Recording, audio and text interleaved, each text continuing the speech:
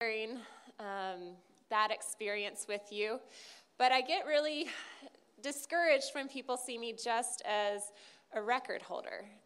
That's a very small piece of my hiking resume, and my hope is that my life work proves that the trail is there for everyone at every phase of life, and it's not about setting records or going fast, but it's exploring new places and potential at different phases and seasons of life. So before we get to the record, I always have to start by telling you a little bit about my first experience on the Appalachian Trail. And I came out to the AT as a 21-year-old solo backpacker who had really never spent much time in the woods. I think I had only spent 2 or 3 nights in the woods my entire life before setting out from Springer Mountain, Georgia. But I was 21 years old, and I was convinced I was invincible and that I knew everything and could do anything. And I also thought that, hey, the Appalachian Trail, there's such a great aura about it. I know that it'll be an adventure, and hey, it's just walking, so it'll probably be fun too, right? Easy, maybe?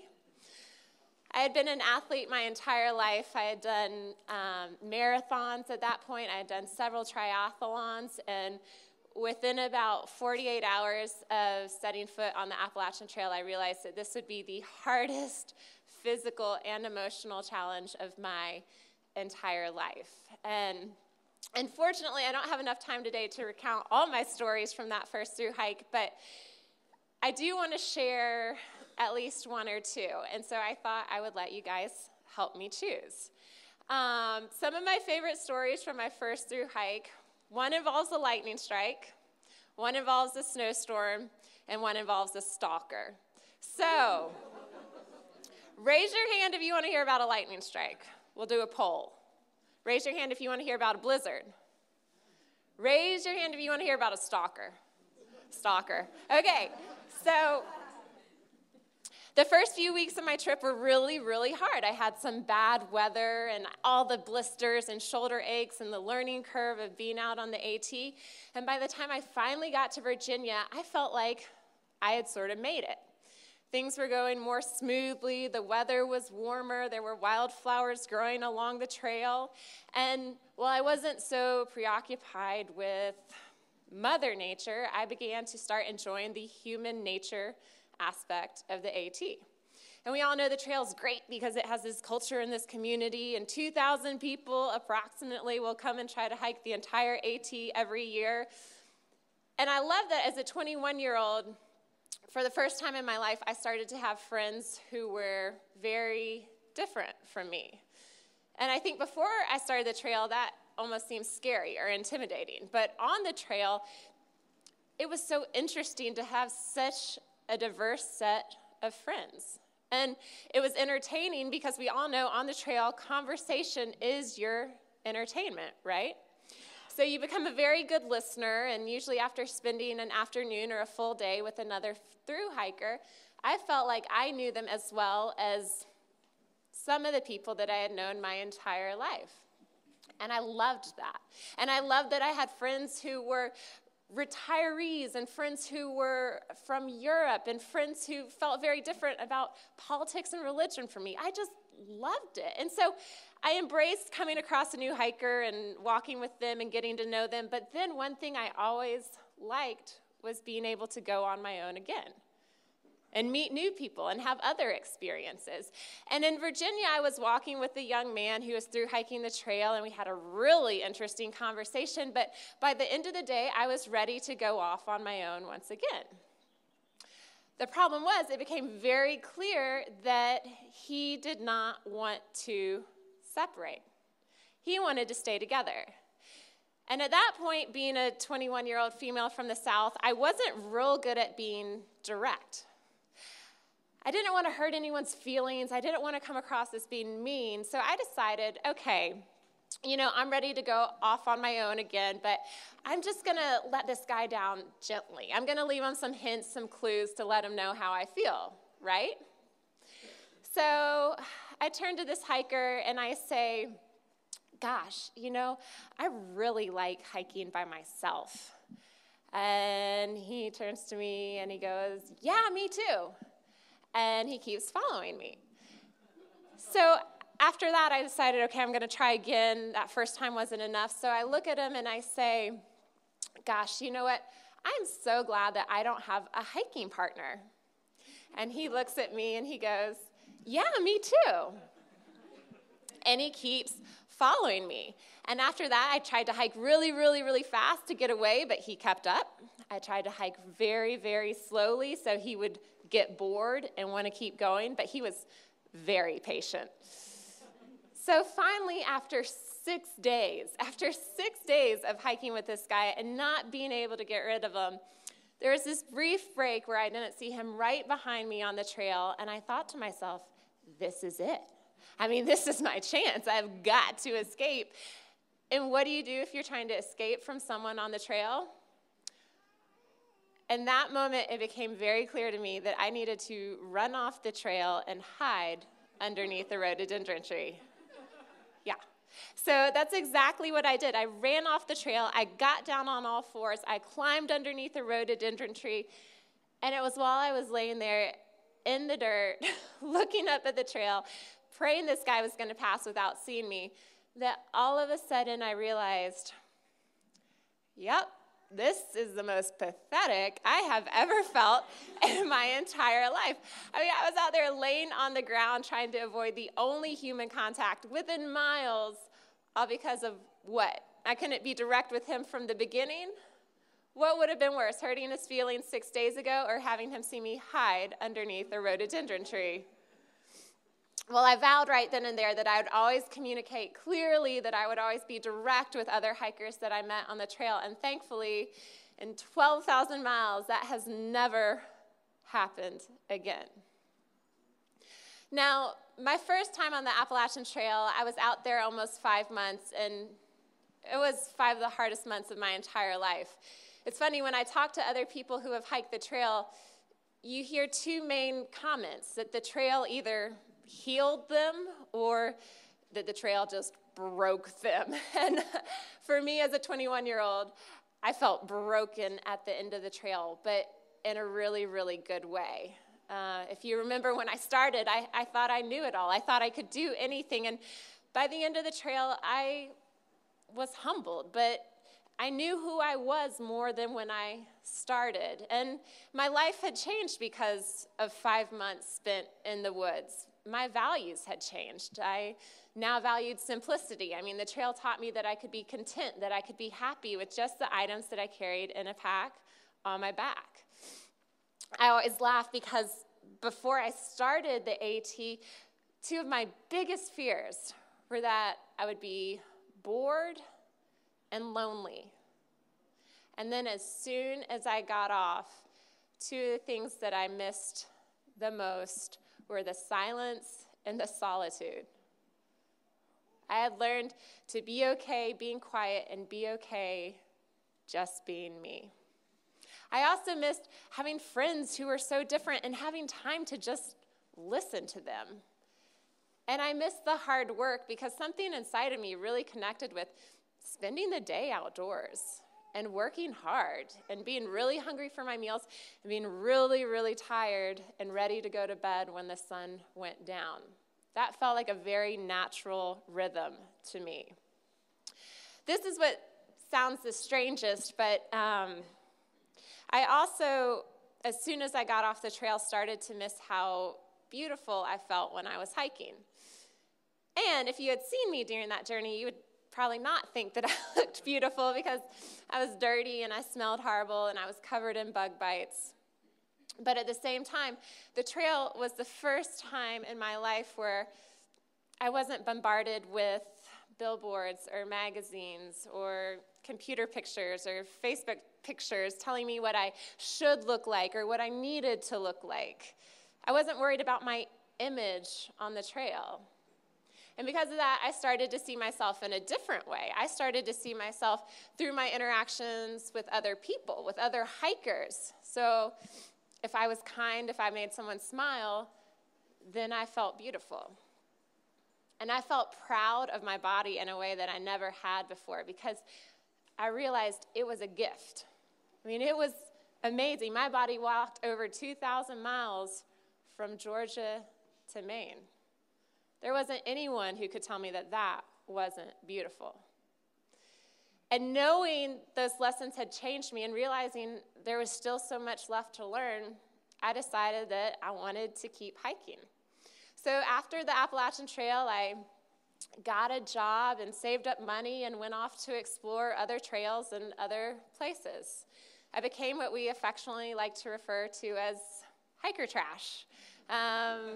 I was just working and saving up for the next adventure, and they were amazing adventures. I was able to hike the entire Pacific Crest Trail. I completed the long trail in Vermont, and I started to hike and backpack internationally. And it was great because I wasn't making that much money, but hiking and backpacking opened up the world to me because I would find a very inexpensive plane ticket, and I would get to a location, and then I could spend weeks there hiking. My only cost was really the cost of food. I was sleeping in my tent every night, and I was getting to remote places and getting to know people that a normal tourist would never interact with. So I loved it, and I was really happy, and I actually want to take a minute to show you some pictures from my favorite hikes in the U.S. and around the world.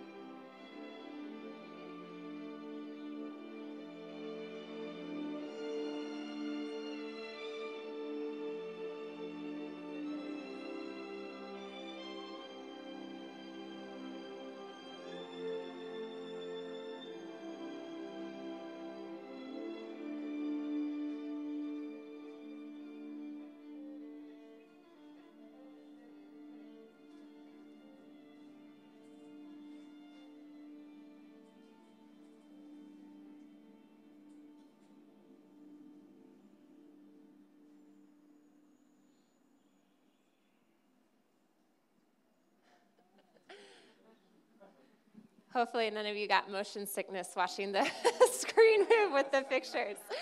I actually had set a goal for myself. Remember, I started the Appalachian Trail when I was 21, and by the time I was 25, I told myself that I wanted to hike on 6 different continents. In my mind, there are only 6 continents. Antarctica is a sheet of ice. I hate cold weather.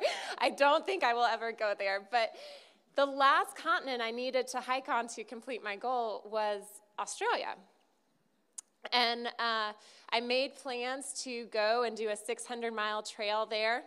But 5 months before I left for Australia, I met this guy named Brew Davis. And he was exceptionally cute and nice, and we started dating, and things were going really, really well. And, you know, in all my relationships, it was important to me that I had certain standards that I upheld, and one of those standards was that I was not willing to compromise an adventure for any guy until I got engaged. And I just thought that was fair. I didn't know if this was long-term. I didn't know what the commitment was in their mind, and I decided I didn't want to miss out on any opportunities. Well, Brew decided that he did not like being left out of adventures, because 2 days before I left for Australia, after only dating for 5 months, he asked me to marry him. And that sounded like the best idea I had ever heard, and he has been part of my adventures ever since, and now there are adventures. But going to Australia and being away from him was 5 of the hardest weeks of my life. I missed him. I was half a world away. The trail was very remote. It didn't have cell service. I was waiting to get to these small remote towns and finding payphones so I could call him in the middle of the night.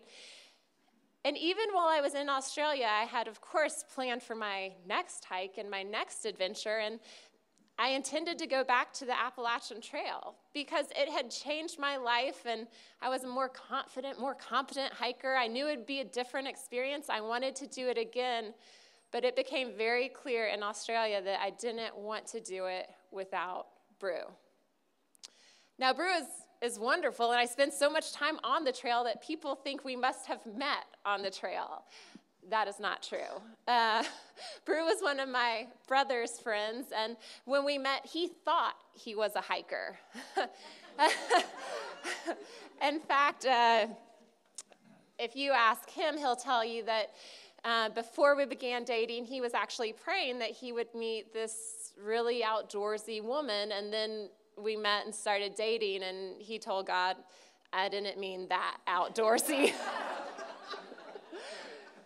So, well, I wanted to go back and hike the 2,181-mile Appalachian Trail. Brew was not necessarily ready for a 2,000-mile through hike. And while I was away in Australia, we decided that the way we would share the adventure and do it together is do a supported through hike. I had always had an interest in athletics and exploring my potential. What am I capable of? And I loved hiking all day, every day, so it made sense that I could go out with my husband. I would hike all day, every day.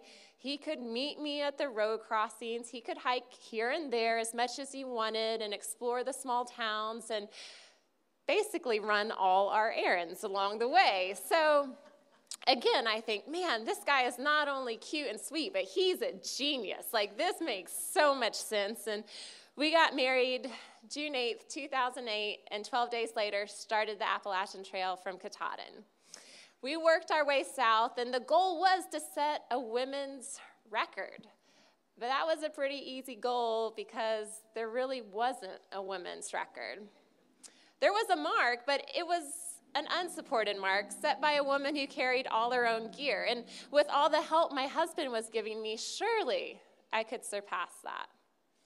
And honestly, it was one of the least difficult hikes that I have ever experienced because I was in love. I was on cloud 9. My husband was bringing me fresh socks to the trail and milkshakes from town, and I thought, this is it. Like, this is the life. And we ended up finishing the trail in 57 days. 57 days. We set a women's record, and I was proud, and we had had a good experience, but at the same time, Brew said, we are not doing that again. He said, I think it'd be easier to walk 2,000 miles than support you along the way. So after that, we decided to hike together, and we did the Colorado Trail, and we explored in Europe, and we loved spending time on the trail together. But the fact that we had set the women's record on the AT started to bug me because I'm the type of person, If you tell me that I can't do something or I shouldn't do something, that's all the motivation I need to go and do it. So I hate it when other people stand in my way, but it drives me crazy when I'm my own biggest obstacle. And in 2008, I had thought to myself that my best, that my greatest potential was only good enough for the women's record. Because historically, and I had heard about these records ever since I set foot on the trail, the people who held the overall record on the trail, they were male, and for the past 30 years, they had been really, really talented trail records. In fact, I remember trail runners, sorry, when my baby cries, it kind of distracts me. But I remember in 2005 on my first through hike, I was on Mount Washington, and I actually passed Andrew Thompson on his way to set the overall record on the AT. And if you have ever met Andrew Thompson, I mean, he is a specimen. He is about 4 inches taller than I am. His legs look like tree trunks. He's got blonde hair, this great smile, and he just looks like a mythical figure. And in my mind, I thought, that is the type of person that goes out and sets a trail record. But after doing the trail in 57 days, I realized that out here or out there, it has nothing to do with speed or strength or testosterone, because going quickly on the trail is all about endurance and efficiency and minimizing mistakes and loving what you're doing enough to do it even when it hurts and even when it's hard. And after doing the trail in 57 days, I began to believe that I had the ability to set the overall record on the trail. And one thing I've tried to do in life is not have many regrets, not have to look back and wonder what if or what could have been. And I knew that if I didn't try the trail one more time, I would have regrets. So I talked to Brew about it, and we basically want the same things in life, and family is really important to us, and we knew that would be an adventure we wanted to have, but I said, before we start that adventure, I want to know what my best is on the Appalachian Trail. And he agreed to be supportive, and we went back again in 2011, and once again started from Katahdin. We started in mid-June, and that gave us the longest daylight hours of the year to get over the most difficult, most technical terrain.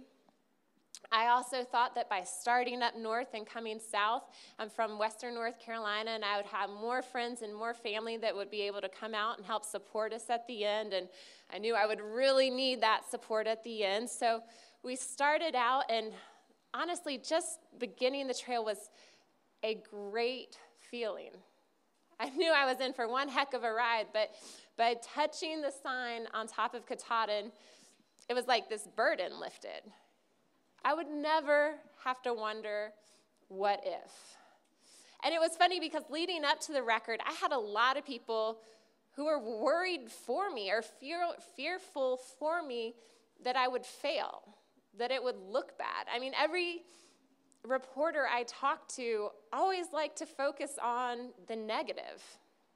And I thought, the worst case scenario is that I'm going to spend a time on a trail that I love, with the man that I love, doing what I love. What's so negative about that? Even if I don't set a record, that sounds pretty good to me. And so the first few days were really positive, and for the most part, they were what I expected. And again, this was a new experience, and when I got to the Kennebec River, it was a really pivotal place for me because I decided I wanted to experience the Kennebec in a new way. This was my third time to do the trail, and I had always taken the canoe ferry in the past. But this time I had a friend who was actually at the festival yesterday, Warren Doyle. He was with us, helping us, and he has forded the Kennebec River dozens of times. And with his help, I wanted to walk across the Kennebec. If you haven't been up to Maine yet, or if you're working your way up there, the Kennebec is pretty spectacular. It is a wide, beautiful, raging river, and it was really amazing to stand on the banks of that river with Warren, who's hiked the trail 16 times now, and know that we were going to work our way across the river together. We began, and as we stepped into the water, I tried to stay at an angle right behind Warren, because if you did see him yesterday, you know he has sort of a belly, and I thought, okay, this is going to work as my rock or my eddy, and I'm just going to hide behind Warren the entire time. But I was amazed that, even when the water was up to my knees and then getting up to my waist, it was fast. It was so much faster than I thought it would be, and I had trouble putting my feet down and keeping them on the bottom of the river. I felt like one misstep and I would just be washed away downstream. And Warren only said 2 words to me the entire time we were crossing, and we were in the water for at least 20 minutes. The only 2 words he said were feet down, feet down, feet down.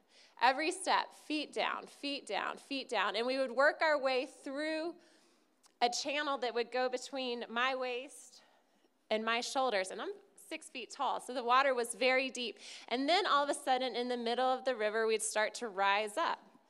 And what's great about the Kennebec is it does have these sandbars or these rock bars in the middle, so you get breaks while you're crossing the river. But that's partly why it's so hard. It's not like you're crossing 1 river, it's like you're crossing 3. But every time we went into a channel and every time I felt like I'd get washed away, Warren kept saying, feet down, feet down, feet down. And I know that probably every hiker in here has a mantra or something they tell themselves over and over to keep going down the trail. And for me, feet down became one of my mantras on the record. Just keep putting your feet in front of the other. Keep your feet down. Keep going.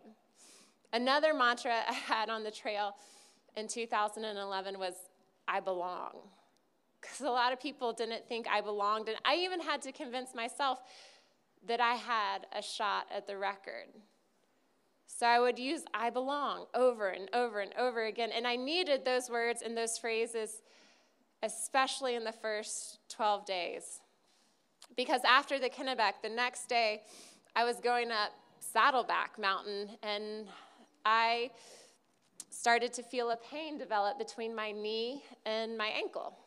It hurt. I had never experienced that pain before, and I started to put more weight on my other leg, and still I felt an identical pain in that leg as well.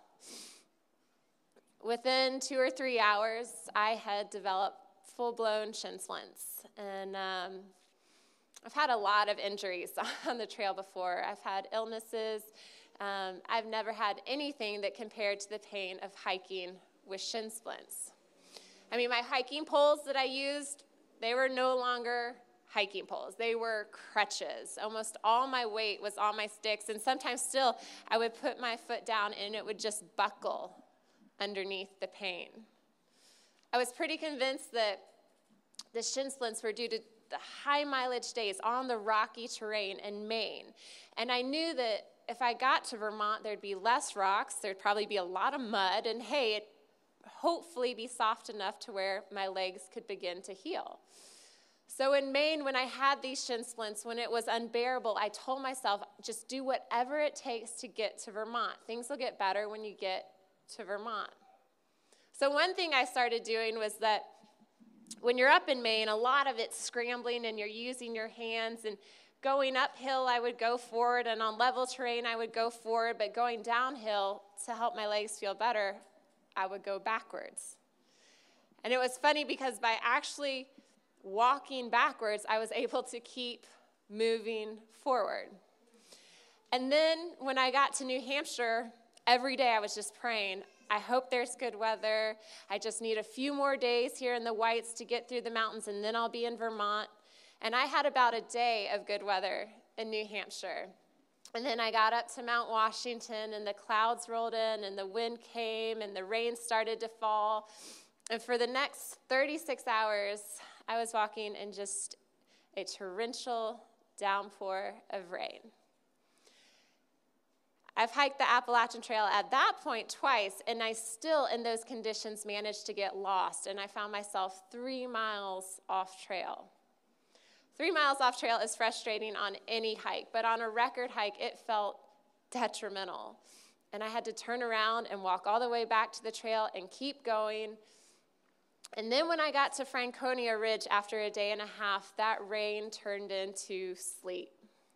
And this was the last week of June, and now I'm walking in a sleet storm.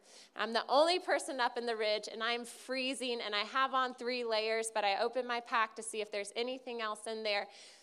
And there was a trash bag, so I took that out, and I put a hole in it for my head and for my arms, and I put an extra pair of socks on my hands, which I would do right now if I could, because it is cold out here. But I kept going, and by the time I got off that mountain, I looked like Frankenstein's monster. I mean, I could barely bend my legs or my arms, and I was hypothermic. And my husband had set up our tent near the road crossing, and I got inside and got into 2 sleeping bags, and I just laid there and shivered for about 30 minutes until I could start to relax. And then I just ate and ate and ate, and then I was ready to keep going. And my husband, who had thought of everything, had packed in, warm, dry clothes, and I was putting them on, and then I realized he had forgotten shorts.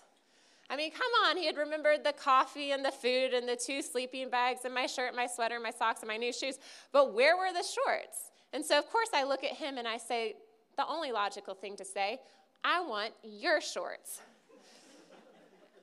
And this shows his unselfishness and teamwork, because in that minute, he just took off his shorts and handed them to me, and I kept going, and he packed up in his boxers. And I say that to, again, demonstrate how desperate we are, but also just how unselfish Brew was, because the most defining moment in our hike came 2 days later when we made it into Vermont. We made it to the place where everything was supposed to get better. And my first day in Vermont, I got sick, really, really sick. So now it was the shin splints, it was this aftermath of feeling hypothermic, and it was being the sickest I had ever been on the trail. And I thought, that's strike 1, 2, and 3. Like, I'm done. This is my body telling me no more. I can't keep going. I'm behind Andrew Thompson. I'm not going to be able to set the record. I just want to go home. And I got to a road crossing. It's actually Route 4 at the base of Killington. And I met my husband there, and I told him that I was done. And Brew has always supported my dreams, but he hasn't necessarily understood my dreams. He doesn't always understand why I want to hurt and why I want to hike 47 miles a day. And he's been pretty clear in the past that if it was up to him, we would be spending quality time together, doing much shorter hikes, or spending a summer on a beach, or taking a normal vacation like normal families do. So I was quite sure when I told him that it was over and we were done, he would just breathe a sigh of relief and take me off a trail to a hotel where we could start to feel better. And instead, he looked right at me and he basically said, "Suck it up."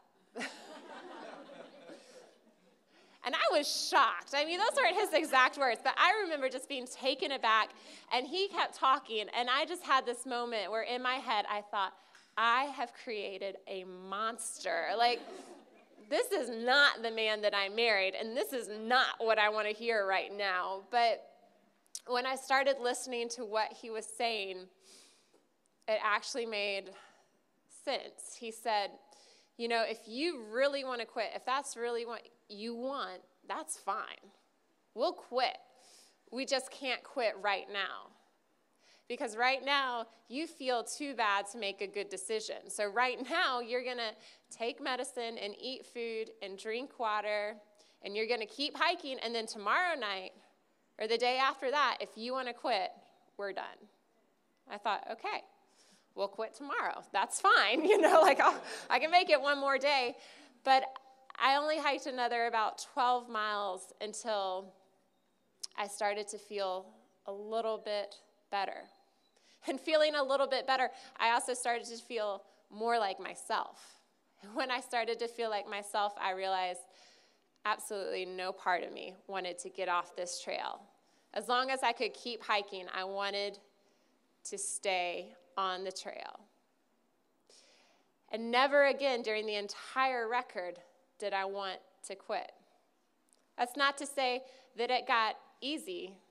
It was hard the entire way, and we kept facing new challenges. I remember finally my legs started to feel better, but in New York and Pennsylvania, we started to actually face social challenges because Brew wasn't able to hike with me that summer. He had torn his ACL that spring and could only hike about a quarter mile. So we had asked friends like Warren or friends from home to come and help us down the trail, or if I needed anything, they could bring it to me while I was hiking on the trail. And that got really hard on those friendships. I was not the friend they knew at home who was happy and liked to go out and have a good time. I was really worn out. I was really tired. I was really hurting, and I needed all the help they could give. And those friends didn't really realize what they were signing on for when they came to help us. And it meant a lot of those relationships were very, very strained. And a lot of those friends left before we planned on them leaving because it wasn't what they wanted to do. And what we realized around Pennsylvania was that we didn't need friends to come and help us. We didn't need people who were coming out for me. We needed people who were coming out for the trail.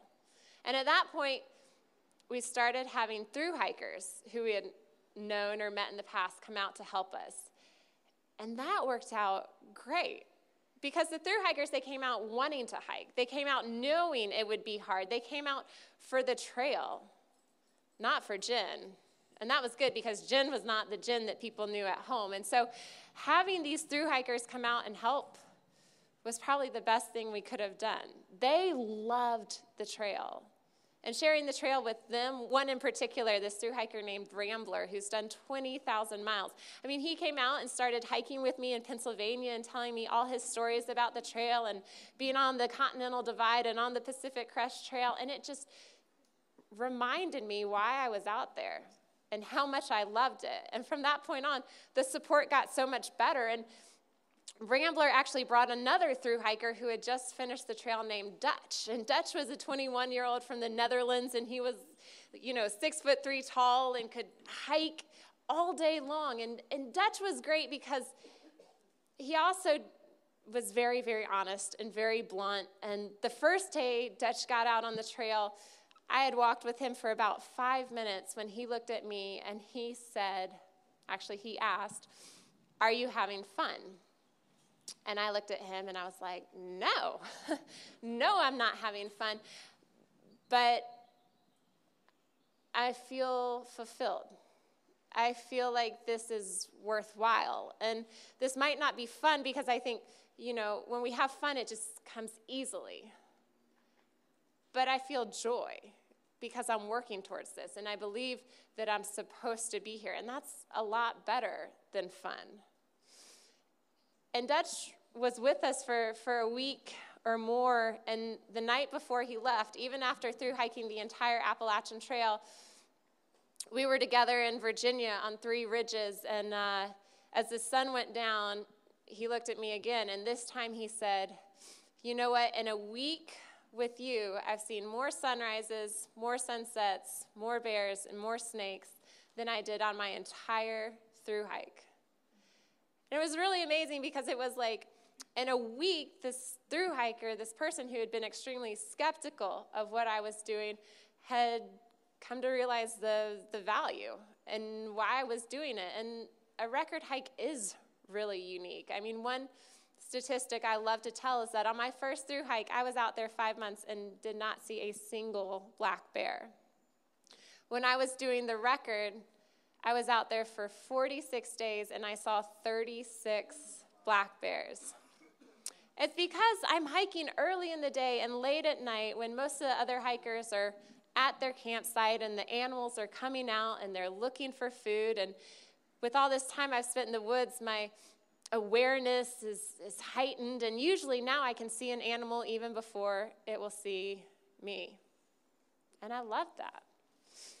I remember when Brew and I got to Damascus, I thought that when I got to that point, I should be feeling close to the end.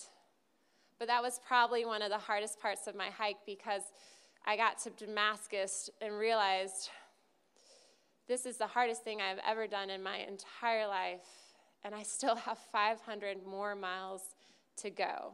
And I feel the worst I have ever felt in my life.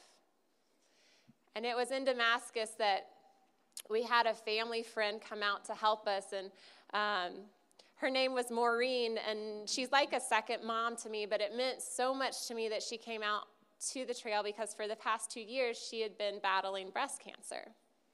And she was there to help however she could, to take pictures, to give us food. But just her presence there and her fight and her struggle made me realize how lucky I was to be trying to set this record. I could choose to struggle. I could choose to fight. And there are so many people in life who don't have that choice. It's not a luxury. They're forced to fight. They're forced to battle every day. They're everyday heroes. And having an everyday hero out there with me gave me the energy and the motivation I needed to keep going. I mean, there were so many people who helped us along the way. It was never an individual journey, and it took every one of those friends, all those thru hikers, members of my family. They were all part of our success when we got to Springer Mountain after 46 days. And we had done what everyone thought was impossible. We had set the overall record on the Appalachian Trail, and we had surpassed the previous mark by 26 hours. And I still don't know, when I think about 26 hours, if that seems like an eternity or a split second, because I know how hard it was to gain that 26-hour lead. I know all the extra quarter miles or half miles that I put in to try to get ahead. And yet I know that any sprained ankle or illness or missed road crossing would have made that 26 hours go away. But we got there, and after 46 days, I felt like this is my best. This is what 100% feels like, and I never have to wonder about coming back to this trail and giving it my all, because I've experienced it. And for 46 days, we averaged 47 miles per day. I was hiking, and yes, hiking. I was not running, but I was hiking for about 16 or 17 hours every day. I was eating over 6,000 calories each day, which is not easy and not fun to do.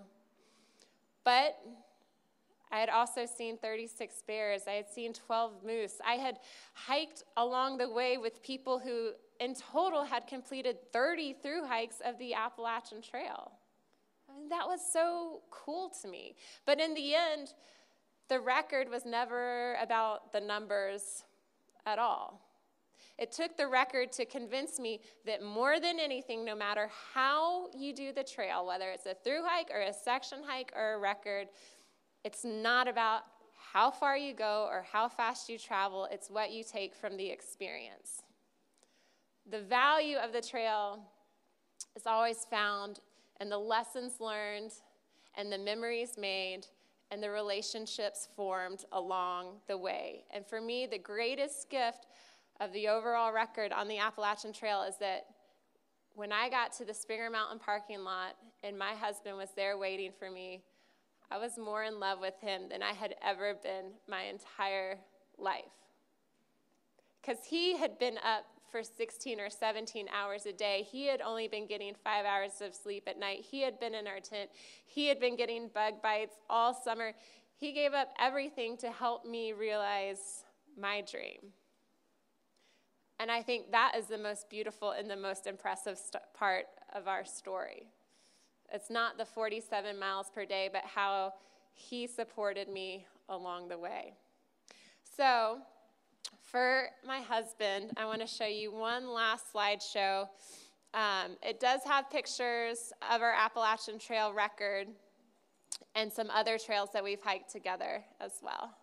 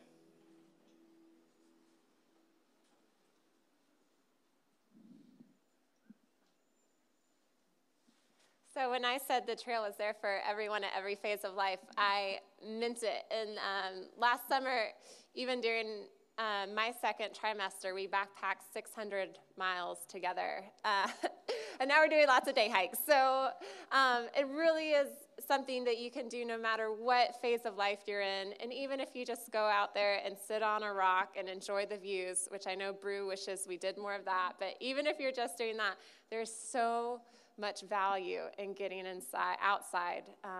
So I hope you all explore the trails around this area because it's one of the best places in the entire world to go hiking. At this point, if you guys have any questions, I'd love to answer them. Are there any questions? I love Q&A, so please think of something to ask me. Nothing? Okay, good. I have not done the El Camino, which is the popular route across Spain. My husband and I did the GR11, which travels through the Pyrenees from the Mediterranean to the Atlantic. So it's about the same length, but it stays in the mountains, and it's not very popular. We did not see a whole lot of other hikers. I'd just love to ask, what's your number one tip for preventing or dealing with blisters? Preventing or dealing with blisters, I have so many tips. It's hard to pick one. Socks are a really important piece of gear. I didn't realize that on my first hike, but preventing moisture buildup is really important to avoid blisters.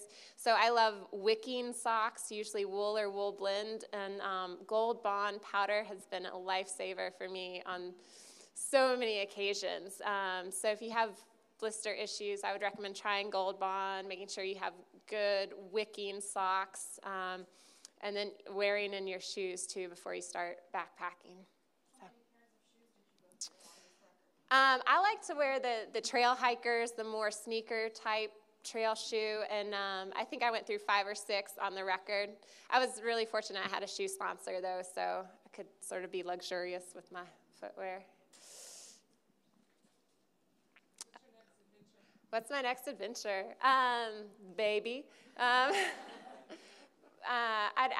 have a new book about the record coming out in June, and what I'm trying to work out now, the goal is to do a 48-state hiking and speaking tour, because we're not backpacking as much with the baby, but we'd love to day hike in every single state and go to some places that we've never been before. So that would be an adventure. Anything else? Yeah.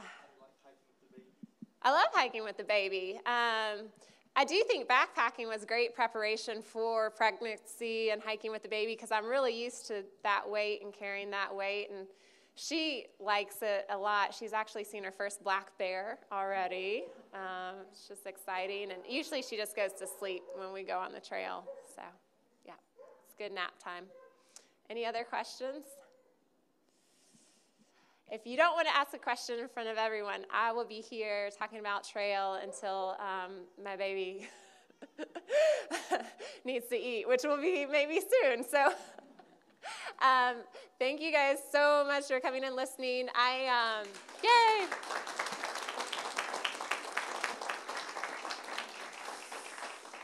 I will be around. I do have books if you'd like to buy a book, or if you want to come up and ask a question, then please feel free. So have a great day. Get warm. Drink something warm.